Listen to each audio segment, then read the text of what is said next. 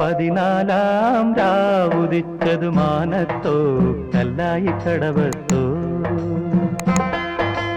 പനിനീരിൻ പൂവിരിഞ്ഞതു മുറ്റത്തോ കണ്ണാടി കവിളത്തോ. ആഹാ, എത്ര മനോഹരമായ ഗാനം! ഈ ഗാനത്തിൽ മയങ്ങി നമ്മുടെ ഉദ്ദേശ ലക്ഷ്യങ്ങൾ നമ്മൾ മറന്നുവോ? കേരള ഭരണ സംവിധാനത്തെപ്പറ്റി ക്ലാസ് എടുക്കാൻ വന്ന ഞാൻ ഈ വരികളിൽ ആകൃഷ്ടനായി അവയിൽ അലിഞ്ഞു നിൽക്കുകയായിരുന്നു. നിങ്ങളും ആലോചിക്കുന്നുണ്ടാവും, എന്താണ് ഈ സാറിന് പറ്റിയത്? 14-ാം രാവുദിച്ചത് മാനത്തോ കല്ലായി കടവത്തോ. നമ്മുടെ ഹൃദയങ്ങളിൽ ആഴ്ന്നിറങ്ങിക്കിടക്കുന്ന ഒരു പാട്ടാണ് 14-ാം രാവുദിച്ചത് മാനത്തോ കല്ലായി കടവത്തോ. ഇവിടെ 14-നെ പറ്റി നിങ്ങളെ ഓർമ്മിപ്പിക്കാൻ വേണ്ടിയാണ് ഈ ഗാനം ഇവിടെ ഒരു പശ്ചാത്തലമായി മാറിയത്. ഇന്ത്യൻ സിവിൽ സർവീസുകളെ പറ്റി പറയുമ്പോൾ, സിവിൽ സർവീസുകളെ പറ്റി പ്രതിപാദിക്കുന്ന ഭരണഘടനാ ഭാഗത്തെ പറ്റി പറയുമ്പോൾ മറക്കാൻ കഴിയാത്ത ഒരക്കമാണ് 14. സിവിൽ സർവീസുകളെ പറ്റി പ്രതിപാദിക്കുന്ന ഇന്ത്യൻ ഭരണഘടനാ ഭാഗം ഏതെന്ന് ചോദിച്ചാൽ ഒരു സംശയവുമില്ലാതെ നമ്മൾ മറുപടി പറയും, ഭരണഘടനാ ഭാഗം 14. പബ്ലിക് സർവീസ് കമ്മീഷനുകളെ പറ്റി പ്രതിപാദിക്കുന്ന ഭരണഘടനാ ഭാഗം ഏതെന്ന് ചോദിച്ചാൽ ഒരു സംശയവും കുഞ്ഞുങ്ങളെ നിങ്ങൾക്കുണ്ടാവില്ല, അത് ഭരണഘടനാ ഭാഗം 14 തന്നെയാണ്. ഇന്ത്യയിലെ വിവിധ സിവിൽ സർവീസുകളെ പറ്റിയും പബ്ലിക് സർവീസ് കമ്മീഷനുകളെയും പറ്റി പ്രതിപാദിക്കുന്ന ഭരണഘടനാ ഭാഗം 14, ഭരണഘടനാ ഭാഗം 14. ഈ ഒരു സാഹചര്യത്തിൽ ഈ ഒരു ഭരണഘടനാ ഭാഗം മറന്നു പോകാതിരിക്കാൻ നിങ്ങൾ ആദ്യം കേട്ട ആ പാട്ട്, നിങ്ങളുടെ മനസ്സിൽ ആഴ്ന്നിറങ്ങിയിരിക്കുന്ന ആ പാട്ട് ഓർത്താൽ മതി. 14-ാം രാവുദിച്ചത്. ഈ ഒരൊറ്റ കാര്യം മാത്രം നിങ്ങൾ ഓർത്താൽ മതി. കാരണം ഇത് പറയുന്നത് നമുക്ക് ധാരാളം ഭരണഘടനാ ഭാഗങ്ങൾ പഠിക്കാറുണ്ട്. അപ്പം നമ്മളിങ്ങനെ ആദ്യം തൊട്ട് പഠിച്ചു വരും. 1, ഇന്ത്യയിലെ ഭൂപ്രദേശങ്ങളെ പറ്റിയാണ്, ഇന്ത്യയുടെ വ്യാപ്തിയെ പറ്റിയാണ്. 2, പൗരത്വത്തെ പറ്റിയാണ്. 3, മൗലികാവകാശങ്ങളെ പറ്റിയാണ്. 4, മാർഗനിർദ്ദേശങ്ങളെ പറ്റിയാണ്. 4A ഫണ്ടമെൻ്റൽ ഡ്യൂട്ടീസിനെ പറ്റിയാണ് പറയുന്നത്. ഇങ്ങനെ പഠിച്ചു വരുമ്പോൾ, ഭരണഘടനാ ഭാഗങ്ങൾ പഠിച്ചു വരുമ്പോൾ പലതും നമുക്ക് അങ്ങോട്ടും ഇങ്ങോട്ടും തിരിഞ്ഞു പോകാറുണ്ട്. ഇനി സിവിൽ സർവീസിനെ പറ്റിയുള്ള ഭരണഘടനാ ഭാഗം, പബ്ലിക് സർവീസ് കമ്മീഷനുകളെ പറ്റിയുള്ള ഭരണഘടനാ ഭാഗം നിങ്ങൾക്കൊരിക്കലും തിരിഞ്ഞു പോവില്ല. അവിടെ നിങ്ങളുടെ മനസ്സിൽ ഈ പാട്ടുണ്ടാവും, 14-ാം രാവുദിച്ചത് മാനത്തോ കല്ലായി കടവത്തോ. പോരാ, അവിടെ അടങ്ങിയിരിക്കുന്ന ഭരണഘടനാ ആർട്ടിക്കിളുകൾ, പാർട്ട് 14 അടങ്ങിയിരിക്കുന്ന ഭരണഘടനാ ആർട്ടിക്കിളുകൾ കൂടി നിങ്ങളൊന്ന് അറിയണം. 308 മുതൽ 313 വരെയുള്ള ആർട്ടിക്കിളുകൾ സിവിൽ സർവീസുകളെ പറ്റി പ്രതിപാദിക്കുന്നു. 315 മുതൽ 323 വരെയുള്ള ആർട്ടിക്കിളുകൾ പബ്ലിക് സർവീസ് കമ്മീഷനുകളെ പറ്റി പ്രതിപാദിക്കുന്നു. പ്രിയ ഉദ്യോഗാർത്ഥികളെ, നിങ്ങൾ ഓർത്തിരിക്കേണ്ട പ്രധാനപ്പെട്ട ഒരു കാര്യമാണിത്. ഇന്ത്യൻ സിവിൽ സർവീസുകളെ പറ്റി പ്രതിപാദിക്കുന്ന ഭരണഘടനാ ഭാഗം 14 ഭരണഘടനാ ഭാഗം 14 അടങ്ങിയിരിക്കുന്ന ഉൾച്ചേർന്നിരിക്കുന്ന ആർട്ടിക്കിളുകൾ 308 മുതൽ 323 വരെയാണ്. അവയിൽ പ്രസക്തമായി നിങ്ങൾ പഠിച്ചിരിക്കേണ്ട ചില ആർട്ടിക്കിളുകളുണ്ട്. നോക്കൂ, അതിപ്രധാനമായ ആർട്ടിക്കിൾ അനുച്ഛേദം 309. പരീക്ഷകൾ ആവർത്തിച്ച് ചോദിക്കുന്നു 309 പറ്റി. എന്താണ് 309 എന്ന ആർട്ടിക്കിളിന്റെ പ്രത്യേകത? കേന്ദ്ര സിവിൽ സർവീസ് ഉണ്ട്, സംസ്ഥാന സിവിൽ സർവീസ് ഉണ്ട്. കേന്ദ്ര സിവിൽ സർവീസിനെ പറ്റിയുള്ള ചട്ടങ്ങൾ രൂപീകരിക്കുന്നത് ആരാണ്? Indian president. ഇന്ത്യൻ പ്രസിഡന്റ് ചട്ടങ്ങൾ രൂപീകരിക്കുവാൻ അധികാരം നൽകുന്ന ആർട്ടിക്കിൾ ഏതാണ്? ഭരണഘടനാ ഭാഗം 14 ആർട്ടിക്കിൾ 309. കേരള സിവിൽ സർവീസ് ഒരു സംസ്ഥാന സിവിൽ സർവീസാണ്. കേരള സിവിൽ സർവീസിലേക്ക് വരുമ്പോൾ കേരള സിവിൽ സർവീസിനെ പറ്റിയുള്ള ചട്ടങ്ങൾ രൂപീകരിക്കുന്നത് ആരാണ്? കേരള ഗവർണർ. ഈ ചട്ടങ്ങൾ രൂപീകരിക്കുവാൻ കേരള ഗവർണർക്ക് അധികാരം നൽകുന്ന ആർട്ടിക്കിൾ ഏതാണ്? ആർട്ടിക്കിൾ 309. തീർന്നില്ല കുഞ്ഞുങ്ങളെ. ചട്ടങ്ങൾ, റൂൾസ് എന്നത് സബോർഡിനേറ്റ് ലെജിസ്ലേഷനിലാണ് വരിക. അവ നിയമസഭ പാസ്സാക്കുന്നതല്ല, പാർലമെൻറ്റ് പാസ്സാക്കുന്നതല്ല. അവിടെ പ്രസിഡന്റ് രൂപീകരിക്കുന്ന ചട്ടങ്ങൾ, ഗവർണർ രൂപീകരിക്കുന്ന ചട്ടങ്ങൾ. ഇവയ്ക്ക് നിയമപ്രാബല്യം ലഭിക്കണമെങ്കിൽ, പ്രസിഡന്റ് രൂപീകരിക്കുന്ന ചട്ടങ്ങൾക്ക് നിയമപ്രാബല്യം ലഭിക്കണമെങ്കിൽ പാർലമെൻറ്റിൽ ഒരു ആക്ട് പാസ്സാക്കേണ്ടതുണ്ട്. ആക്ടിലെ ഏതെങ്കിലും ഒരു പ്രൊവിഷനിലൂടെ അതിന് പിൻബലം നൽകേണ്ടതുണ്ട്. അതുപോലെ തന്നെ നമ്മുടെ സംസ്ഥാന സിവിൽ സർവീസിനെ സംബന്ധിച്ചാണെങ്കിൽ സംസ്ഥാന നിയമസഭ പാസ്സാക്കേണ്ടതുണ്ട്. ഇപ്രകാരം ചട്ടങ്ങൾക്ക് നിയമപ്രാബല്യം നൽകുവാൻ ആക്ടുകൾ പാസ്സാക്കാനുള്ള അധികാരം, ചട്ടങ്ങളെ, സർവീസ് നിയമങ്ങളെപ്പറ്റി അല്ലെങ്കിൽ സർവീസ് സംബന്ധമായ കാര്യങ്ങളെപ്പറ്റി നിയമങ്ങൾ രൂപീകരിക്കുവാൻ, നിയമങ്ങൾ പാസ്സാക്കുവാൻ പാർലമെൻറ്റിനും അതുപോലെ തന്നെ സംസ്ഥാന നിയമസഭകൾക്കും അധികാരം നൽകുന്ന ആർട്ടിക്കിളും 309 തന്നെയാണ്. ചുരുക്കി പറഞ്ഞാൽ എന്താണ് കേന്ദ്ര സിവിൽ സർവീസിനെ പറ്റിയും സംസ്ഥാന സിവിൽ സർവീസിനെ പറ്റിയും ചട്ടങ്ങൾ രൂപീകരിക്കാനും നിയമങ്ങൾ രൂപീകരിക്കാനും അധികാരപ്പെടുത്തുന്ന ആർക്കാർക്കൊക്കെയാണ് അധികാരമെന്ന് പറയുന്ന വ്യക്തമായി പരാമർശിക്കുന്ന ആർട്ടിക്കിളാണ് ആർട്ടിക്കിൾ 309. തുടർന്ന് നിങ്ങൾ അറിയേണ്ട, നമ്മളീ പറഞ്ഞ ഭരണഘടനാ ഭാഗം 14 309 കഴിഞ്ഞാൽ നിങ്ങൾ അറിയേണ്ട മറ്റൊരു ആർട്ടിക്കിളാണ് അനുച്ഛേദം 311. അനുച്ഛേദം 311 എന്താണ് പറയുന്നതെന്ന് അറിയുമോ നിങ്ങൾക്ക്? അനുച്ഛേദം 311 പറയുകയാണ്, ഏതെങ്കിലും ഒരു ഉദ്യോഗസ്ഥനെ പിരിച്ചുവിടുകയോ അല്ലെങ്കിൽ അദ്ദേഹത്തെ തരം താഴ്ത്തുകയോ ചെയ്യണമെങ്കിൽ അതിനുള്ള അധികാരം നിയമനാധികാരിയിൽ കുറഞ്ഞ റാങ്കിലുള്ള ഒരാൾക്കുണ്ടാവുകയില്ല. അതായത് നിങ്ങൾ സിവിൽ സർവീസിലേക്ക് പ്രവേശിച്ചാൽ നിങ്ങളെ സർവീസിൽ നിന്ന് പിരിച്ചുവിടാനോ നിങ്ങളെ തരം താഴ്ത്താനോ നിങ്ങളുടെ നിയമനാധികാരിക്ക് മാത്രമേ കഴിയൂ. അത് സിവിൽ സർവീസിൽ ഉദ്യോഗസ്ഥനായി തീരുന്ന നിങ്ങൾക്ക് ഭരണഘടന നൽകുന്ന ഒരു ഭരണഘടനാ സുരക്ഷയാണ്. അതുകൊണ്ട് തന്നെ സിവിൽ സർവീസിലെ ഉദ്യോഗസ്ഥന്മാർക്ക് ഭരണഘടനാപരമായ സുരക്ഷ ഉറപ്പാക്കുന്ന അനുച്ഛേദം ഏതെന്ന് ചോദിച്ചാൽ അനുച്ഛേദം 31 അർത്ഥശങ്കയില്ലാതെ പറയണം. നമ്മളിപ്പോൾ 14ാം രാവുദിച്ച പാട്ട് കേട്ടെത്തിച്ചേർന്ന 14ാമത്തെ ഭരണഘടനാ ഭാഗം, സിവിൽ സർവീസിനെ പറ്റിയുള്ള ഭരണഘടനാ ഭാഗം, പബ്ലിക് സർവീസ് കമ്മീഷനെ പറ്റിയുള്ള ഭരണഘടനാ ഭാഗം നമ്മുടെ മനസ്സിലുണ്ട്. അനുച്ഛേദം 309 അനുച്ഛേദം 311 നിങ്ങളുടെ മനസ്സിലുണ്ട്. ഇതാ നമ്മുടെ സഞ്ചാരം തുടരുകയാണ്. നമ്മൾ 309 പറ്റി പഠിച്ചു. അറിയാം നിങ്ങൾക്കിപ്പോൾ സിവിൽ സർവീസുകളെ പറ്റി, കേന്ദ്ര സിവിൽ സർവീസുകളെ പറ്റിയും സംസ്ഥാന സിവിൽ സർവീസുകളെ പറ്റിയും അവയ്ക്കാവശ്യമായ ചട്ടങ്ങൾ, നിയമങ്ങൾ ഇവയൊക്കെ രൂപീകരിക്കുന്നതിന് ആർക്കൊക്കെയാണ് അധികാരമെന്ന് വ്യക്തമാക്കുന്നു ആർട്ടിക്കിൾ 309. പിന്നെ നമ്മൾ പഠിച്ചു 311. എന്തായിരുന്നു കുഞ്ഞുങ്ങളെ 311ന്റെ പ്രത്യേകത? 311 ഭരണഘടനാപരമായ സുരക്ഷ നൽകുന്നു. അതായത് കേന്ദ്ര സിവിൽ സർവീസിലോ സംസ്ഥാന സിവിൽ സർവീസിലോ ഒരു ഉദ്യോഗസ്ഥനെ പിരിച്ചുവിടാനോ തരം താഴ്ത്താനോ ഉള്ള അധികാരം നിയമനാധികാരിക്ക് മാത്രമേ ഉണ്ടാകൂ. നിയമനാധികാരിയുടെ റാങ്കിൽ കുറഞ്ഞ ഒരു ഉദ്യോഗസ്ഥനുണ്ടാവില്ല. ഇതാണ് ഭരണഘടനാപരമായ സുരക്ഷ 311 നൽകുന്നു. 312 എത്തുമ്പോൾ നമ്മൾ അഖിലേന്ത്യാ സർവീസുകളിലേക്ക് എത്തുകയാണ്. അഖിലേന്ത്യാ സർവീസുകൾ നിങ്ങളുടെ മനസ്സിലുണ്ടാവും. IAS, IPS, Indian forest service, ഇങ്ങനെ 3 അഖിലേന്ത്യാ സർവീസുകളെ നമ്മുടെ ഇന്ത്യയിലുള്ളൂ. അവയിൽ IASഉം IPSഉം ഇന്ത്യൻ ഭരണഘടന നിലവിൽ വരുമ്പോൾ തന്നെ നിലവിലുണ്ടായിരുന്ന അഖിലേന്ത്യാ സർവീസുകളാണ്. ഇന്ത്യൻ ഫോറസ്റ്റ് സർവീസ് പിന്നീട് പാർലമെന്റ് നിയമത്തിലൂടെ ഉണ്ടാക്കിയ ഒരു അഖിലേന്ത്യാ സർവീസാണ്.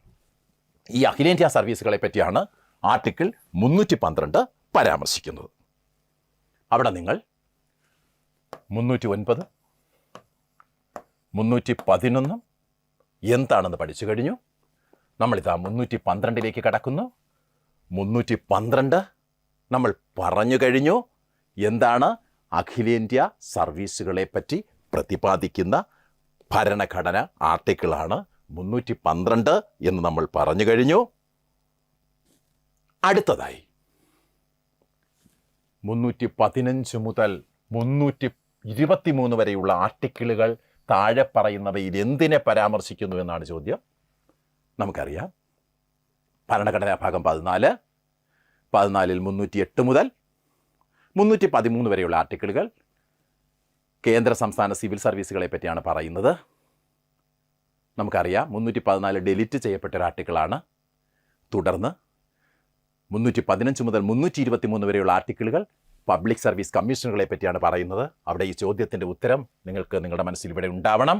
ഇന്ത്യൻ ഭരണഘടനയിലെ 315 മുതൽ 323 വരെയുള്ള ആർട്ടിക്കിളുകൾ താഴെ പറയുന്നതിൽ എന്തിനെ പരാമർശിക്കുന്നു എന്ന് ചോദിച്ചാൽ നമുക്കറിയാം പബ്ലിക് സർവീസ് കമ്മീഷനുകളെ പറ്റി പരാമർശിക്കുന്നു. ഇനി സിവിൽ സർവീസിനെ പറ്റി പരാമർശിക്കുന്ന ആർട്ടിക്കിളുകൾ നമുക്കറിയാം 308 മുതൽ 313 വരെയുള്ള ആർട്ടിക്കിളുകളാണ്.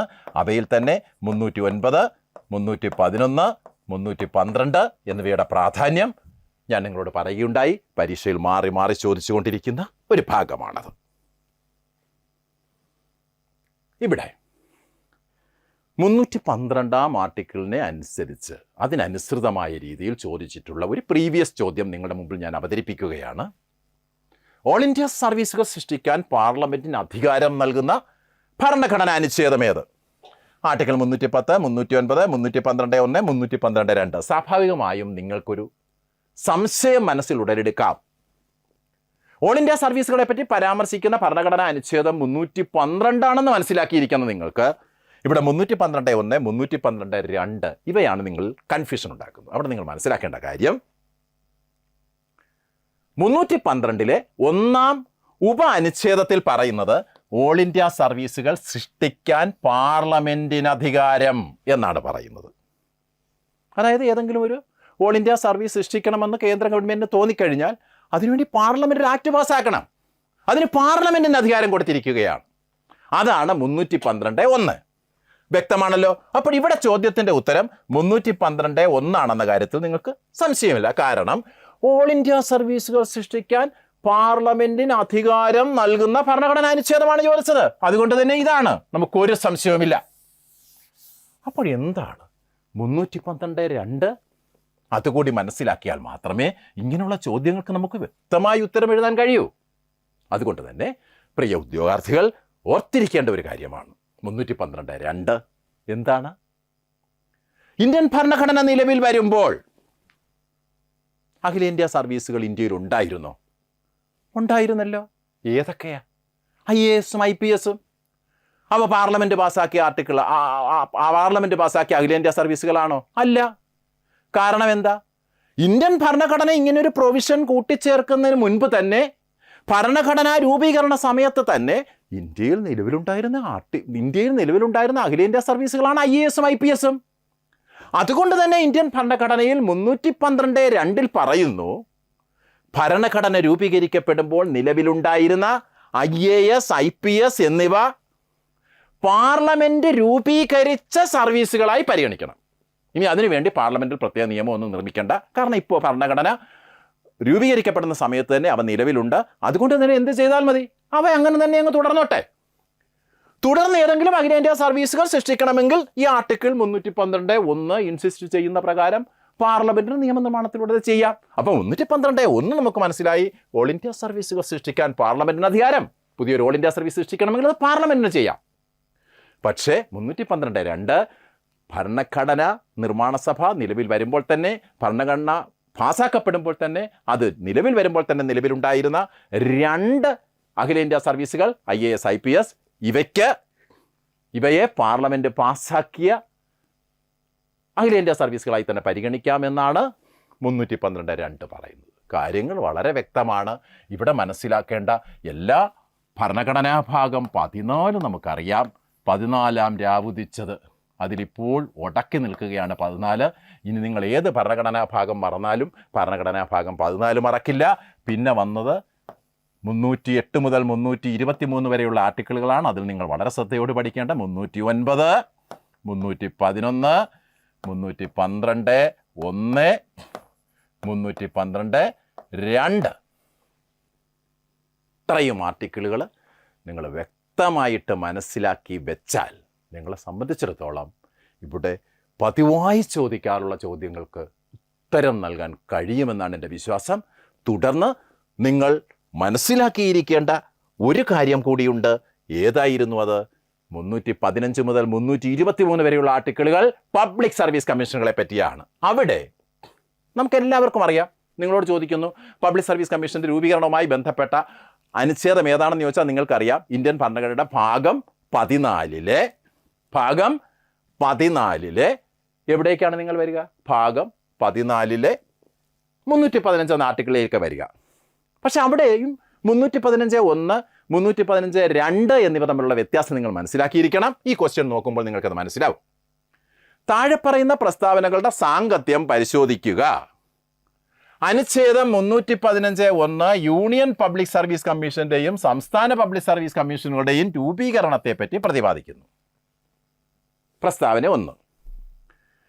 അനുച്ഛേദം 315(2) ബന്ധപ്പെട്ട സംസ്ഥാന നിയമസഭകൾ പാസാക്കുന്ന പ്രമേയത്തിൻ്റെ അടിസ്ഥാനത്തിൽ 2 അതിലധികമോ സംസ്ഥാനങ്ങൾക്ക് പൊതുവായി ജോയിന്റ് പബ്ലിക് സർവീസ് കമ്മീഷൻ രൂപീകരിക്കാൻ പാർലമെന്റിന് അധികാരം നൽകുന്നു. ഇങ്ങനെ 2 സ്റ്റേറ്റ്മെൻറ്റാണ് വന്നത്. ഈ 2 സ്റ്റേറ്റ്മെൻറ്റും ശരിയാണ് കുട്ടികളെ. ഇത് രണ്ടും ശരിയാണ്. കാരണം എന്താണ്? നമുക്കറിയാം, നമ്മൾ പ്രധാനമായും കാണുന്ന പബ്ലിക് സർവീസ് കമ്മീഷനുകൾ യൂണിയൻ പബ്ലിക് സർവീസ് കമ്മീഷനുണ്ട്, സംസ്ഥാന പബ്ലിക് സർവീസ് കമ്മീഷനുണ്ട്. നമ്മുടെ കേരള പബ്ലിക് സർവീസ് കമ്മീഷൻ സംസ്ഥാന പബ്ലിക് സർവീസ് കമ്മീഷനാണ്. അപ്പോൾ യൂണിയൻ പബ്ലിക് സർവീസ് കമ്മീഷനാകട്ടെ സംസ്ഥാന പബ്ലിക് സർവീസ് കമ്മീഷനാകട്ടെ രൂപീകരിക്കുന്നത് ഇന്ത്യൻ ഭരണഘടനയുടെ 14-ാം ഭാഗത്തെ 315 ആർട്ടിക്കിളിലെ 315(1) പ്രകാരമാണ്. പക്ഷെ 315(2) പറയുന്നത് എന്താണ്? 2 അതിലധികമോ സംസ്ഥാനങ്ങൾക്ക് പൊതുവായ ഒരു പബ്ലിക് സർവീസ് കമ്മീഷൻ വേണമെന്നുണ്ടെങ്കിൽ, അതായത് ജോയിന്റ് പബ്ലിക് സർവീസ് കമ്മീഷൻ വേണമെന്നുണ്ടെങ്കിൽ ബന്ധപ്പെട്ട നിയമസഭ പ്രമേയം പാസാക്കുകയും അത് പാർലമെന്റിന് കൈകാറുകയും ചെയ്താൽ അതിൻ്റെ അടിസ്ഥാനത്തിൽ പാർലമെന്റിന് നിയമനിർമ്മാണത്തിലൂടെ എന്ത് രൂപീകരിക്കാൻ കഴിയും? ജോയിന്റ് പബ്ലിക് സർവീസ് കമ്മീഷൻ രൂപീകരിക്കാൻ കഴിയും. അപ്പോൾ ജോയിന്റ് പബ്ലിക് സർവീസ് കമ്മീഷൻ്റെ കാര്യമാണ് 315(2) പറയുന്നതെന്ന കാര്യം ഓർക്കുക. 315(1) പറയുന്നത് UPSCയുടെയും അതുപോലെ തന്നെ സംസ്ഥാന പബ്ലിക് സർവീസ് കമ്മീഷൻ്റെയും കാര്യമാണ്. യൂണിയൻ പബ്ലിക് സർവീസ് കമ്മീഷൻ്റെയും സംസ്ഥാന പബ്ലിക് സർവീസ് കമ്മീഷൻ്റെയും കാര്യമാണ്. അപ്പോൾ ഇവിടെ കാര്യങ്ങൾ വളരെ വ്യക്തമാണ്. 14-ാം രാവുദിച്ചത് മാനത്തോ കല്ലായിക്കടവത്തോ എന്ന് ചോദിച്ചുകൊണ്ട് ഈ എപ്പിസോഡ് ആരംഭിച്ചത് വെറുതെയായില്ല. നിങ്ങളുടെ മനസ്സിൽ ഇപ്പോൾ ഫ്രെയിം ചെയ്ത് വെച്ചിരിക്കുന്ന ഒരു ഭരണഘടനാ ഭാഗമാണ് ഭരണഘടനാ ഭാഗം 14. അത് സിവിൽ സർവീസുകളെ പറ്റിയുള്ളതാണ്, പബ്ലിക് സർവീസ് കമ്മീഷനുകളെ പറ്റിയുള്ളതാണ്. 308 മുതൽ 314 വരെ സിവിൽ സർവീസുകളെ പറ്റിയും 315 മുതൽ 323 വരെ പബ്ലിക് സർവീസ് കമ്മീഷനുകളെ പറ്റിയും പ്രതിപാദിക്കുന്നു. 309 സിവിൽ സർവീസുകളെ സംബന്ധിച്ച ചട്ടങ്ങൾ രൂപീകരിക്കാനുള്ള അധികാരം ആർക്കെന്ന് വ്യക്തമാക്കുന്നു. 311 സിവിൽ സർവീസിലെ ഉദ്യോഗസ്ഥന്മാർക്ക് ഭരണഘടനാപരമായ സുരക്ഷ നൽകുന്നു.